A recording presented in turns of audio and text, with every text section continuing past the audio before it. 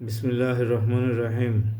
সম্মানিত দর্শক শ্রোতা ভাই এবং বোনেরা, ভালো কাজের আদেশ এবং মন্দ কাজের নিষেধ করার উপরে গুরুত্ব সংক্রান্ত ছোট্ট একটি হাদিস। বিসমিল্লাহির রহমানির রহিম। আবু সাঈদ খুদরি রাদিয়াল্লাহু আনহু থেকে বর্ণিত, রাসূলুল্লাহ সাল্লাল্লাহু আলাইহি সাল্লাম বলেন, অত্যাচারী বাদশার নিকট হক কথা বলা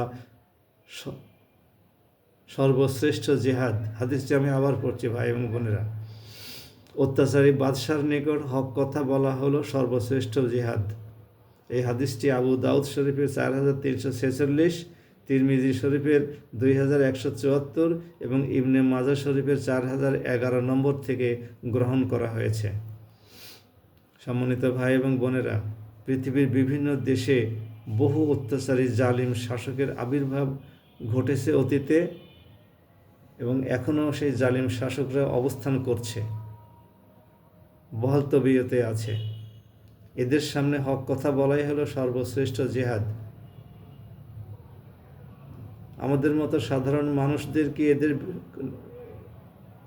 কাছে ভিড়া সম্ভব?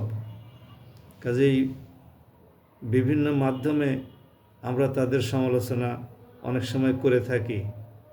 কেউ কেউ ভালো ভালো পরামর্শ দিয়ে থাকেন, কিন্তু সেই সমস্ত বাদশারা কি তাদের কথা শুনে?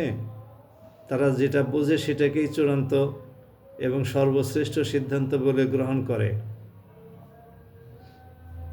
কাজেই যদি সর্বোৎকৃষ্ট জিহাদি হতে চায়, তাহলে ওই সমস্ত জালিম শাসকদের বিরুদ্ধে কথা অব্যাহত রাখতেই হবে।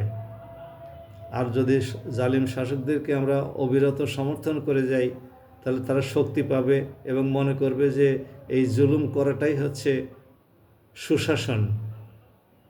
আমরা আসুন দোয়া করি, আল্লাহ যেন আমাদের উপরে কোনো জালিম শাসক নিয়োগ না করেন, যারা আমাদের উপরে জুলুম করবে কিন্তু জুলুমের প্রতিবাদ করা যাবে না। দয়াময় আল্লাহ তৌফিক এনায়েত করুন। আসসালামু আলাইকুম ওয়া রাহমাতুল্লাহ।